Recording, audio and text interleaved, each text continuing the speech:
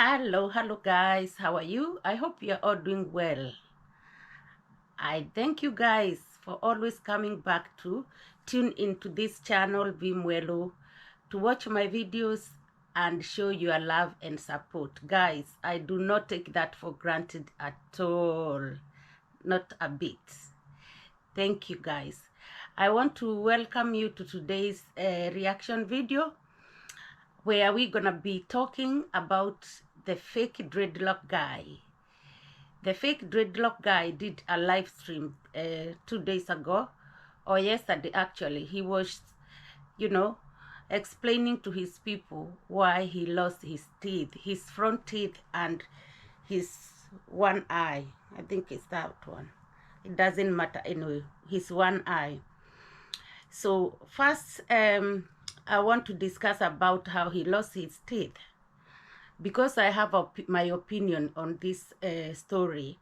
So he lost his teeth because they were asked from school to bring some machete. In Swahili we call them panga, where you go and clear the bushes or the the grass and all that. So he said they were asked to bring some machete or panga to the school to clear the compound because it was almost the closing time. Guys, happy Christmas. The Christmas is coming. That's why I had to put these ones on for you guys. I will soon take them off. Anyway, guys, so sometimes it's very weird how the primary school, we used to be asked to bring pangas. I've been through all that to clear the compound, make it clean. Well, you are closing the school. Why not do it in the, at the beginning of the term so that the school stays clean and, the compound looks nice and tidy for the children. But however, they used to ask us to bring them the week, maybe it'll be 1 week before the closing day. So the fake dreadlock guy said that's what they were asked to do. And when they were, doing the activity of clearing, I'll be saying this minute, maybe the grass, mostly grass, or the bush, one of his friends were maybe close to each other and knocked his teeth. Himself also, he can do it. Those pangas, they were very dangerous because you are going like this, very high, and you can miss your way on the way back and just knock yourself. So yeah, so as I said, that action or activity was very dangerous. Some of the pangas we used to have, they were like kind of long, they are long, and any little mistake, you can knock yourself anywhere, even on your knee. So at this point, we don't know whether he did it himself or it's any of his classmates who were close to them. The other thing is, when you are doing this kind of activity, you used to give a distance. We used to give each other like a distance of a couple of steps away or 3 steps away. We were not supposed to be very close to each other, because once you throw your panga like this, your hand itself is long and the panga is long, so it can hit somebody who is next to you on their head or anywhere. So that is one of my thinking of how did that happen. But according to the fake dreadlock guys, one of his friends or classmates, they were working together, knocked his teeth down. It's sad story to know how he lost his teeth. All right, so let me tell you the story. So every Fridays we used to like slash fences and grass, So one day the teacher said that this coming Friday, come with your machetes. In Kenya we call them pangas. Come with your pangas, or machetes in this case, to come and actually slash the compound, because we were nearly closing the school. So there was a guy called, I don't know if I should mention his name. He's still alive. This guy, I will not mention his name, because just to protect his name also. So guys, I was just running, a small kid, 11 years old, in the field. I was just running like that, and I had a machete hit me on my teeth, on my front teeth. Up to today, I still don't know what happened to me. Like, I don't know if I had my teeth like this, or I had my teeth like, I had my mouth like, but the machete, like, up to today, I still don't understand how the machete came and hit me directly in my eye, not my eye, my teeth, and broke one of my teeth to pieces. Like, I still don't understand up to today. So the other thing is how he lost his eyes, guys. To this one, I have a lot of problem with it because he said he was sent, I think, by con mom to take something or to deliver something to Nasto's house. And on his way, he was kind of driving. We used to drive like this. You are driving nothing, with your hand. All children do this. Mostly boys, they used to like it because in those days when we were growing up, actually, it was only men who can drive. To see a woman driving, it was like, what? This is not true. When I was young, I don't think I saw a lot of women driving cars. Those days, it was a man's job. So boys, they were the one to drive and run around driving and going like woo, and then pee pee like that. So when he was saying it, I could see, because I have seen it in reality when I was growing up. So here, con mom asked him to deliver something to Nasto's house. And he went running, doing that, he's, pretending like he is riding a bus or driving a bus. So on his way back home, he continued driving his fake bus and, running. And he came across this, a disability man, who by his name is Juma. He was walking on the street or by the path. So he went like, sounds like a horn, like pee pee, to alert Juma. There is a bus coming, you need to step aside. I don't know how big this their path was, because you do not collide with somebody when they are walking. Even if you are riding your fake bus, there'll be a space for you to pass anyway. But on this case, the fake dreadlock guy, he went ahead and pushed Juma. He told us, he explained and actually demonstrated how Juma's disability was. And he was calling him cripple. I'll be coming to that in a minute. But he said he pushed him because Juma did not give him way. He pushed him, and he said he pushed him really, really hard to the ground. The way he was demonstrating how Juma was walking, you can see Juma is one of those people who are born with, mobility issues, and their legs are colliding like they are walking. Their legs are like, they are very easily, they haven't got balance. They are very, vulnerable to falling down. So pushing him, this man doesn't have strong legs to start with, and the way they are like going like this, you don't need to touch them. The fake dreadlock guy gives him his excuses, saying, oh, I was only 11. Excuse me. An 11-year-old, they know which is right and what is wrong, period. That is not an excuse to give. For me, he comes up like a very ignorant young boy at those days, although we know even now that's how he is. And also, he comes out like a bully. So I understand in Africa a long time ago, many people who have been, born with the kind of disability, it doesn't matter which one, they were facing it rough. Many people, they will just mock them, and children, of course, they will go and, bully them. So I don't see what a fake dreadlock guy is trying to excuse himself here. We can tell he was bullying this Juma. And that's how it is. He was bullying him.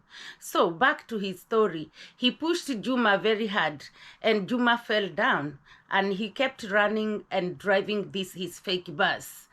And as he was running, Juma spoke to him and called him. Although I don't think he called his name, he just asked him, "Why did you do that to me?" And Mura, the fake dreadlock guy, just turned behind to look. And when he was standing on front to continue, that's when he hit the ground, and he saw the darkness, and that's how he damaged his eye. He goes on and said that when he arrived home, Conrad was there. And he explained to Conrad what had been happening, or what had happened on his way back home. And Conrad said to him, "No, you are the one in wrong. It's your fault." So Conrad did not bother very much. But for me, the dreadlock fake guy is showing a lot of ignorance and bullying. For one, maybe because in the village they'll be seen like one of the wealthiest family in the village, because the mom, she is a headmistress. Okay, the father is, I don't know what he was doing, whether he was still a farmer, but even one parent those days, they are like teacher or headmistress, oh my God, or headmaster. Oh, you are, people will be doing like this to you whenever they pass you. So his family could have been looked like they were one of the wealthiest families in the village. And now the fake dreadlock guy is being raised with all this milk and honey, and all what he can think in his head is to bully this disabled man. We know how they used to behave. So for me, 11-year-old here, where I live right now, if you do something, a naughty thing to somebody, either to the home, to a child, some of them tend to throw stones to the houses, do all these kind of things. When you meet them in the bus, they might bully the elderly people. You see, they don't even give them anywhere to sit. And that is just because their culture here is just something else. They are not raised properly and told to respect this and that and that. But for fake dreadlock guy growing back in the village, he was bullying this guy because he didn't have, he wasn't like fit. He was disabled. And when he fell down, because this Juma called him to ask him, "Why you done this to me?" ended losing his eye, I do not blame Juma. That's what you get. That's exactly what you get when you start bullying people, because you think they are, they have got nothing. If Juma was a straight man walking, I'm 100% sure he wasn't going to push him. He wasn't going to push him and ask him, "Oh, let me pass, I'm a bus, bus my foot." He wasn't going to push him. He pushed him because he was bullying him, because he is disabled, period. And what happened to his eye, he deserved it. However, it's a little bit not okay for Conrad. When he came home and complained about his eye, Conrad could have checked him and rush him to the dispensary. We used to have dispensaries or health centers. Sometimes they can be a little bit further from your home, because they were built to the nearby town centers those days. So yes, Conrad here could have taken him to the health center and get him checked out. Not to leave him that is bad. When a child is a child, although he was 11 years old, even if he was 15, 16, he's come back home, he have said to you, "This is what have happened. You need to check." And for him to come and, lose that eye, it looks like it was really injured that time, that Conrad, if he looked, he could see this one really need medical attention. So it's bad for Conrad to ignore that situation. But for the fake dreadlock guy, this behavior he's got even today, it looks like he started from a very young age. And that is very, very, he blamed nobody for his eye. He blamed nobody. So there you go. Home and Nasto's home, Nasto the YouTuber, was very close. It's not where we live today. Today we've moved to a new place. Now we stay there. So there was a guy who used to be a driver in our home. His name was Pilot. He used to be a driver. Now back to how I lost my eye. So this man, his name was Pilot. He had been nicknamed as Pilot, okay? And this is what happened. So he said, hey, I have this package here. I want you to take it to Nasto's home. Actually, Nasto's home, Nasto that you know. But by those days, people used to refer to his mom's name more than Nasto, because Nasto now is a known name. So I took the package. I think it was like a box, something like this. So I was like, I don't know what it was actually, but it was a package. So it was around like 7 p.m. kind of late, 7 p.m. So me, I was pretending that I'm a bus driver. You know, when you grow in the village where there are no buses and cars. So I had something like this, this thing here, this lead, this, okay, this, I had this lead, okay. So I was pretending like I am driving a bus. So this is crazy. Now this is the story how I lost my eye. So I drove to Nasto's home, drove in quotes, because I had this thing, you know, I was 11 years old. So I went and gave out what I was given. It was a small package. Then now, on my way home, Nasto's home and my home was like maybe 150 meters, 100 to 150. I think it's 100, around there. Can't really, it's around there, 100 to 50. So when I was heading back home, I pretended to be a bus. So I was 11 years old, so don't judge me, guys. So I was like, vroom, vroom, you know, like a small boy. Then I met a guy in the street called Juma. This guy was a crippled. It was around 7 p.m. Like it was getting a little dark, but it was not dark. So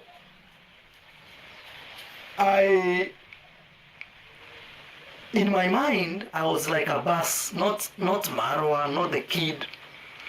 So, and something funny I had seen buses do in the village is they would not stop anyhow. They only stop at the bus stop. And Andrew, calm down. Okay, just calm down. So the buses would not stop. It's kind of like it was an old school thing, you know, like buses only stop.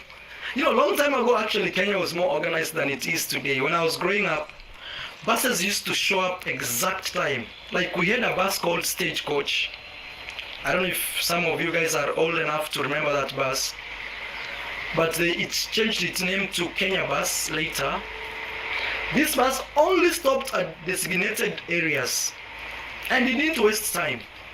So I pretended to be the bus, and then I met this guy called Juma on the road, and I went like beep beep beep beep beep beep beep beep beep beep beep beep. So in my mind I'm like, I can't stop because I am Stagecoach. Stagecoach is this bus which later changed to Kenya Bus. Maybe you should Google this bus. So I met this guy. This guy's a crippled. Actually, let me try to see how to show you how he used to walk. Like this. Actually, his legs here was like this, and another one was like this. So he used to walk like, let me show you how he used to walk. He used to walk like this, and even his hands were like that. Like his legs actually had entangled to each other. So me, I came with my lead. I was like, baby, and I pushed him. So he was in front of me, but remember I was coming from Nastor's home. So when I pushed him like this, I kept going. So this guy yelled at me, hey, why did you actually push me? So actually I pushed him so hard that he fall on the ground. Okay, so when I pushed him, Juma fell on the ground, and I kept going. But he yelled at me like, hey, why did you push me? So me, in my mind as an 11-year-old, I went back driving reverse, like, you know, as 11 years old. And I looked back on this side, I still remember. So I looked like this. You know, when I looked like these guys, the next thing I had was a big bang on my left eye, like poof. And just like that, I saw pure darkness on my left eye. Like total darkness, like total darkness. Just like that. Just like that. That's how I lost my eye. Just like that. I was 11 years old. So the neighbors come, they came to help because I was crying, and people asking what has happened to him. So people were saying, oh, he pushed Juma. And actually this guy used, what do you call it? Slingshot. He had a slingshot actually. So that's how he hit me.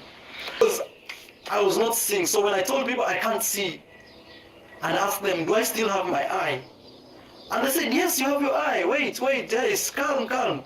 But in my mind, I'm telling you guys, I had totally lost it. I totally lost it. So then I went home. So when I went home, my dad didn't want to take this. He said, you are the problem. Why did you push someone? The other thing is I wanted to mention to him is when he called Juma a cripple. In this 21st century, you don't call people cripple because they have some differences with the other people. For example, they have kind of disability. It can be, physical disability, or it can be, learning disability. It can be any, just call them disabled. Do not call them cripple. Cripple is a very rude name. It's just a cripple. It just doesn't show any respect. It's the last word you can call somebody. They did not create themselves. Or sometimes when you are even born okay, during your lifetime, you come across some nightmare things, like where you can have an accident, your life is changed. You don't go calling those people cripple. It's because of it's an accident. You have to show your sympathy, humble yourself. In this matter, I don't understand if Con Mom did not raise his children properly. Juma was known in the village. Those kind of people, they stand out in the village and everybody will know them. So Con Mom must have told her children, whenever you come across Juma, be nice to him, things like that. But no, you are coming, and he was so shameless to say, oh yes, I pushed him, and I pushed him really hard. Yes, so you pushed him very hard and you lost your eye. How about that? Yeah, so as I was saying, being 11 years old is not, you should know right and wrong.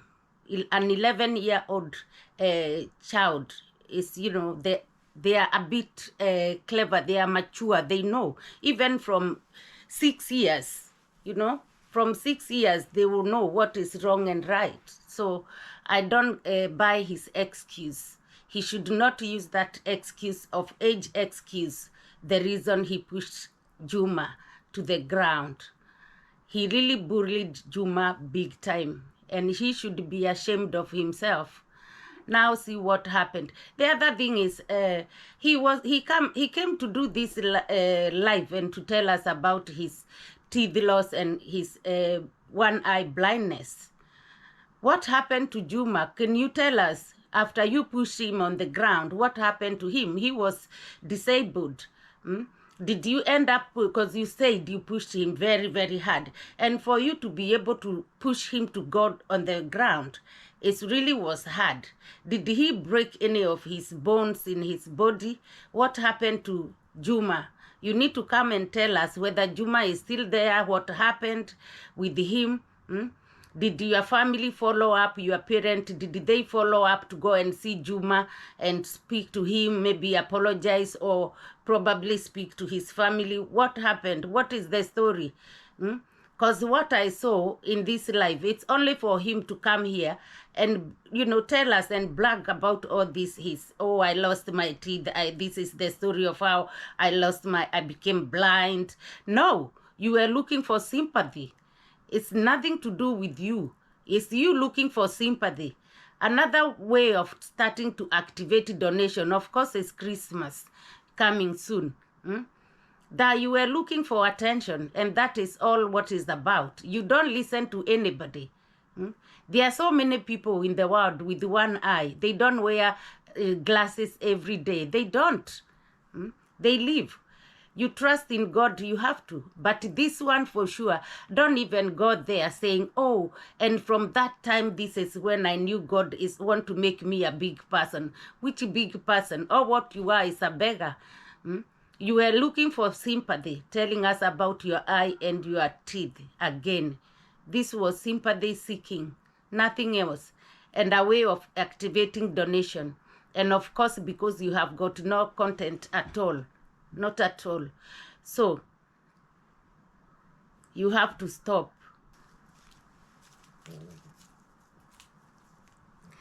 So, when I listen to the fake dreadlocks guy story, all what I could see there is a very little spoiled boy who was so rude to everybody, because how you were raised up, when you meet somebody on the road, you try to say hello. Even though he was riding a fake bus, he could have just used a side. Don't ask anybody to move away for you. You are acting. You said it. You were pretending to be a bus driver. So all that, the knowledge to say that you knew you were pretending to be a bus driver. You knew buses don't go running over people. So you could have used like a side way to pass Juma like that while you are still riding your, fake bus. But not to push him. As who? Don't push him on the floor. Like who? That is a bully. So you were a literal spoiled brat. That's what I can see. It's a shame, because even today you don't change. You are very, very rude even today, and a peace-taking person. Anyway, guys, let's go to the party. My next point here is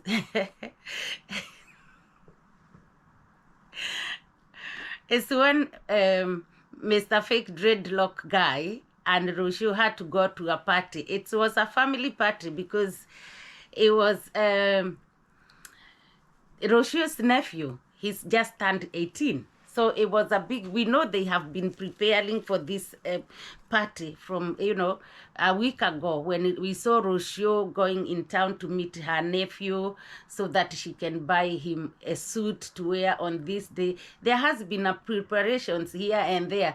Rocio went and bought herself an outfit, what she would wear that day. Of course, the baby Maisha has been spoiled by the, subscribers. He's got a lot of things. They've been sent money to buy him clothes and stuff like that. So We've seen all this through Roshio's videos, trying to prepare for this big day of her nephew's 18th birthday. So they all went, the whole, as a family, they went to the party, including Romina, Roshio's parents. They all left. Even Maisha was there. And now the problem here is when they arrived to the party, and oh my goodness, and you see everybody in the party shining, sparkling. So guys, I was talking about the party of Roshio's nephew.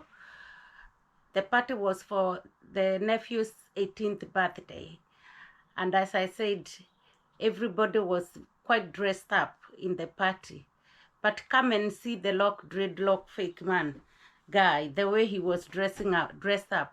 Oh my goodness. What is this? What a shame. What a shame. When will this guy learn things? It was really, really uncomfortable to look at him, embarrassing the whole Kenyans. Like he don't know how to dress at all. He knew. He's seen Roshu preparing, like buying decent outfits to wear during the party. But him, he did not even make any effort. The jumper he went wearing, he been, wearing this jumper since last week or the week before. Every day when he is doing his videos, vlogging or going live, he is wearing the same jumper. The one he calls it, like, I don't know whose boys or Europe boys. He feel like Europe. It doesn't even look that pretty. For, there's so many colors there for men. They look beautiful. They look more better, like for this kind of season. But he have been wearing it every day for nearly 2 weeks. And then he wore the same with this baggy clothes he wears, his brand. He calls it's his brand. They are not good for wearing every day. There are so many beautiful outfits out there for men, especially for his age as well. There is some nice things he can wear and look decent. What a shame. He went there looking like a sack or a big bag of something. And then it came to this time when they are dancing and, Roshu is dressed all this decent, party moods and stuff like that. Everybody else in the party looked absolutely stunning. The boys, they were on their suit. The girls, they were like all nice and decent, very nice, dressed well. Some dressed very kind of, party, nighttime party dresses. Those are kind of young girls. They all look very beautiful, sparkling as well. But look at your fake dreadlock guy here with the baggy clothes, the freestyle stuff, and the old jumper. He have worn it. It's a new one, but he's been wearing it every single day. It looks very, really old now. It's like, come on, guy. Even if it's a new one, change. Mix, wear something, even if it's another old one. But he's got money. He gets paid. This guy, he's got lots of money. Why he didn't go and buy an outfit to wear in that, particular party? Why go wearing like a street boy? Like, this is why people are talking. This is why people can see this guy is not happy. This guy is not enjoying himself. He is faking. And I think Roshu is like really, really putting him very quite down. Even Roshu herself, why she did not tell him, look, this is my nephew's party. Everybody will be coming at least dressed properly. Try wear this, wear that. Because she went there to shame herself as well. I think she didn't want him to dress up very nice. Instead, other girls, they start looking at him. But excuse me, even if I was Roshu, I would not dancing with him.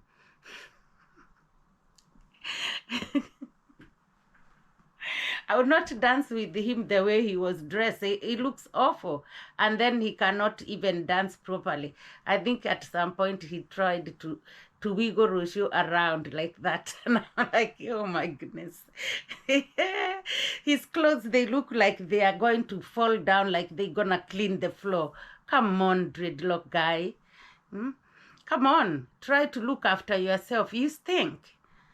You stink the way you don't care. I remember the other day he was talking. I think this is after the party, probably yesterday or something like that, when he was saying, oh, you know me, I don't care. You won't see me wearing nice stuff, so that me to wear, as long as something, if I'm cold, for example, I'm cold and I wear this, even if it's old or it looks like what, if I wear that and it keeps me warm, it doing the job. So it, for me, it matters. It matters very much so. Don't look like crazy people who are on the street. As at least those ones, people can see they have got mental health issues.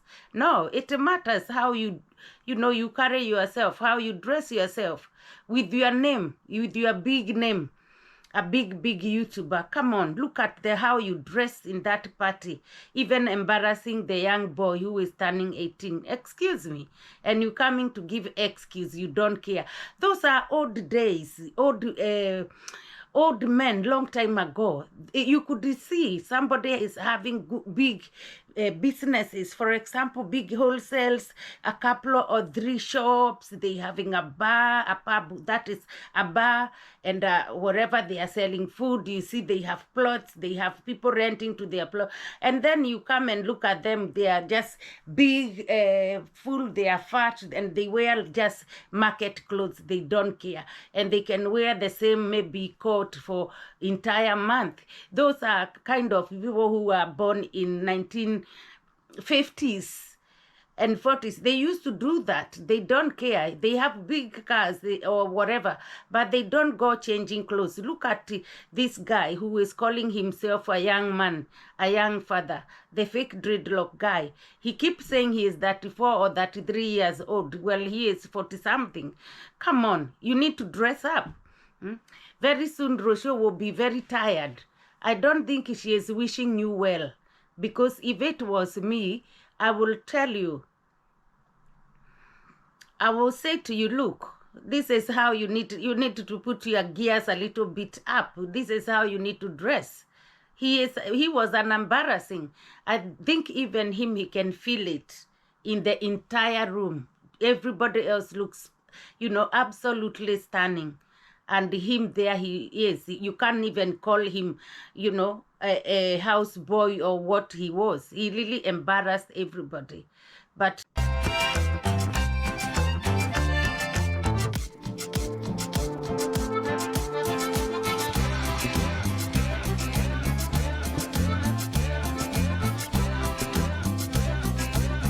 who am I to talk? But I'm here to tell you, go and dress up, carry yourself, go to the shop, buy your stuff, buy your clothes, try to shine. It's even summertime, going to summertime there in Argentina. Try to, to look good. When you look good, you feel good in yourself. Okay? Anyway, let's leave that one alone now and move up to Gintu. Gintu came here to remind the fake dreadlock guy that he should have married, or he need to think of marrying from the village, from home. I think he is trying to tell him, look, marrying an African woman is better than going to marry a Mzungu, because an African woman will respect him, will look after him. An African woman will take care of the things. For example, if he had an African woman back home, she would take care of everything, because they are raised different. So Gintu here is reminding the fake dreadlock guy that what he did is a mistake, and he needs to think very well. What goes around comes around. I don't know what he means with that, but I think he is saying, even if the fake dreadlocked guy goes everywhere around the world, at the end he will come back home, and home is home. He should marry from home. Yeah, this is because African women, they tend to respect their husbands And we can all see that that respect the fake dreadlock guy is not getting from Rocio, not at all. He is there. You remember a long time ago when he was discussing with the Rocio when she was still pregnant. He said it to her, he never seen his dad changing diapers. So now he wakes up every time the child wakes up throughout the night, he wakes up to change the diapers. So all these kind of things, they are not done by African men. They are down to the mother. So Gintu is looking the angles of how African traditional is when a man is married to a wife and the respects what comes with them. Again, I remember this fake dreadlock guy was trying to advise all his village boys to get married to Mzungus. Get married to Mzungus. I don't know what. Let's intermarriage. I don't know what. Aha. Come and say that now. You won't dare. You won't dare. I'm telling you. You will not dare because of what you have seen. You've seen Kanya Pepe. You have seen Kanya Pepe, the fake dreadlock guy in Argentina. For one, you look very dirty. You look very, messy. You look very skinny. You've lost so much weight. You don't look happy at all. You don't look after yourself. You look like you don't eat. And also when you are talking, you are not that, you don't have that confidence again. Everything is showing, it's written all over you. Don't deny or come there with the Rocio sit on the chair and start faking things are okay. Things are not okay for you, the fake dreadlock guy. You need to look after yourself. You need to have a voice like a man. You know the limit to say something and to tell your woman, this is what we need to do. You are the man at the end of the day. You are the one who is marrying the woman. The woman is not getting married to you or marrying you. Yeah? But at this point, you haven't got any voice. You don't have a say. And we can see how that is really bringing you down. It's written all over you. You cannot deny it. You need to change. You need to start speaking to Rocio and telling her you are a man here and you need to make a decision for your family, period. It's making you look very, very ugly at this point. A mimicry way. They're going to have a time. The time is coming. Look at now, this is the time. Now they have started their own shagar-bagar and rumor mongering with the wife. And now things are more prospicuously. They're not going with how the condition was raising it to be. What has happened? Kenge is going to be thrown out of Argentina very, very soon. And the Argentinian longnose, she's going to take the game. I told you, Kenge, you are never going to be a beneficiary for anything. You needed it, now tackle it. We ever said, and they always say, use the local material around you to sustain your sustainabilities. Why do I say so? Whatever comes around, goes around. And whenever we say that, you know what? Guys, we have to make sure that everything is coming to you live. Have a local wife who is coming around you so as you can sustain your sustainabilities upholded with how the things are going to be coming. But the experience you have had since you went to Argentina, I really don't think you'll be opening that mouth again telling your village boys to marry Mzungu. I don't think so. You won't do that. You won't do that. You know very sure if it was an African woman, you could be looked after very better, much better than how it is now. Whether you gone to her parents' home or you are still at your home, things are different. We've seen since you went to Argentina, Rocio has changed so much.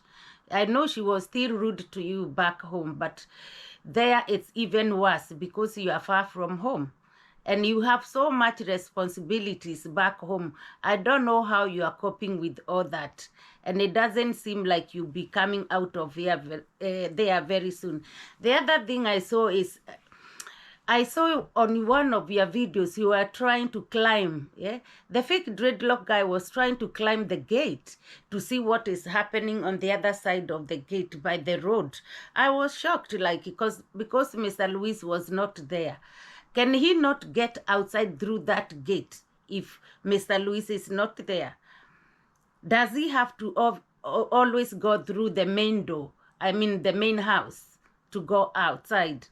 Because a couple of times he wanted to show something. Oh, let me see. Oh, I think that is Mr. Luis come here. Maybe that's why Timmy the dog is nearby the gate. Again, he went and stood on top of that little thing, like helping on to see the other side. What is stopping him to open the door of the gate and go outside? He is in prison or something. That is so bad. ¿Qué pasó, Timmy? Timmy. I think Timmy. Come at. He pushed him because he was bullying him because he is disabled. Timmy. Period. And what happened to his eye, he deserved it. However, Mr. Luis' other car it's is a little outside. bit not okay for Conrad when I'm he not came actually seeing home it. and complained about his eye. Conrad could have, like, chased him and rushed him to the dispensary. We used to have dispensaries or health centers. Sometimes they can be a little bit further from your home because they were built to the nearby town Actually, it's not centers here. those days. I don't know So, why Mr. Luis yes, took his other car. Conrad here could have taken him to the health center. A man with a big villa with a massive compound. Now he is, restricted on a small junkyard, and he cannot open the gate to go outside by the road just there on his own unless somebody has opened the door, the gate. Otherwise, he has to go through the main house. And we know he don't want to do that because then it'll look like he is disturbing Roshio's mom because probably she was in the house. How pity this is. He is seeing Kanya Pepe, my goodness. He is seeing Kanya Pepe. I felt sorry for him to see him trying to climb like a little kid.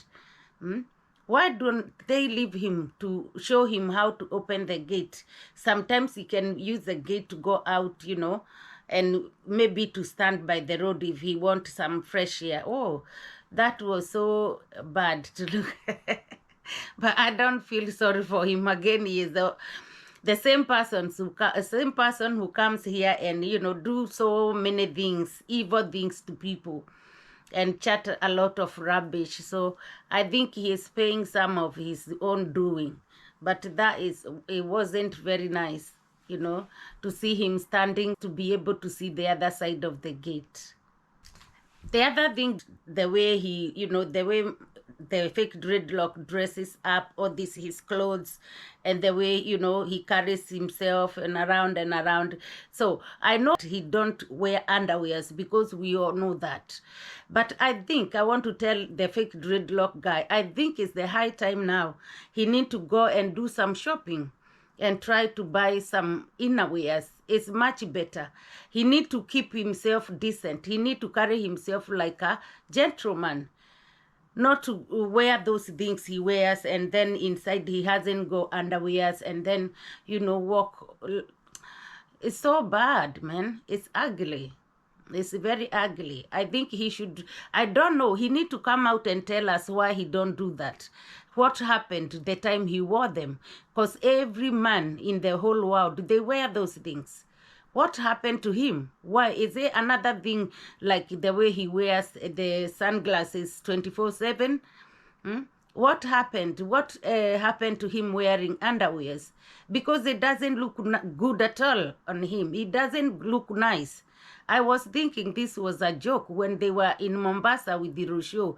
At some point, he pulled his pants like this and everybody it was spoken at the reaction. The reactors, I think one of the reactors spoke a lot, or nearly all of them, they spoke about it. And those days I was just watching. I wasn't doing anything like this. But I remember it very well. Me, I thought it was a joke, but it's true, guys. It's true. Somebody need to put something in his head. He need to listen to, he need to dress up. He need to wear those things.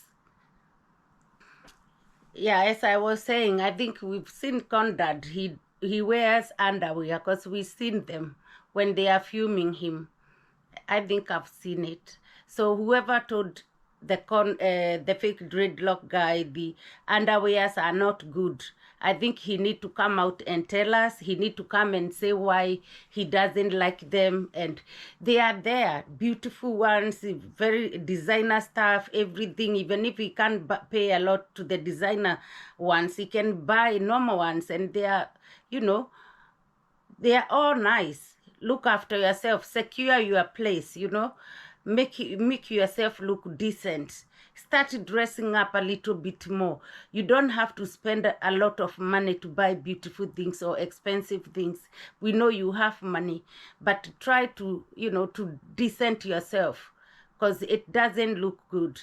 So I wanted to tell him that, like, it doesn't look good at all. Everybody knows that he doesn't wear these things, and he walks around like that.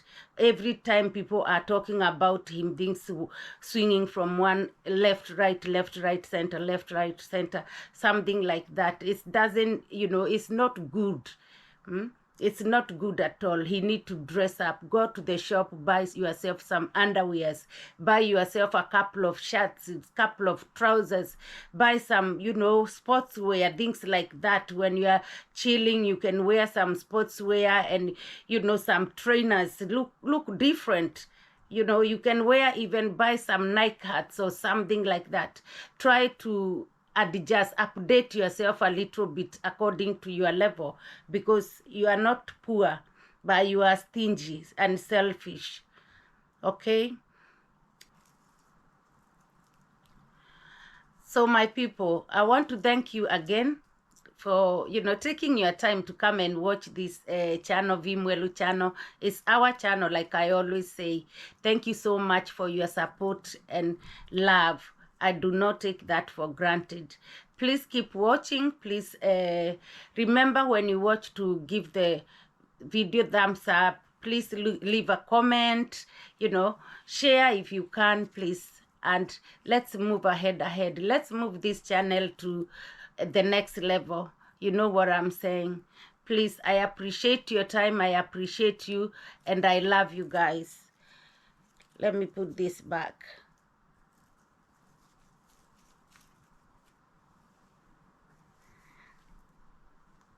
I love you. I love you so much, my people. Thank you for everything. Thank you for your support and love. Yes, I really, really mean this. Thank you, guys. Thank you so much. God bless you. Mwah. I love you, and I hope to see you again soon. Please leave a comment so that I can see what you are thinking. I've said again and again, if there's something you think I should do, I'm not doing, please, you know, interact at the comment section, and I will appreciate you so much. Thank you. Like I always appreciate you guys for coming and support Vimwelu channel. Love you. Love you. Love you. And have a nice week. Today is Monday, is the beginning of the week. So we are getting closer to the Christmas. So let's keep moving, guys. Let's give ourselves a target and push this channel to the next level before 2025. I appreciate you, my lovely people. God bless you.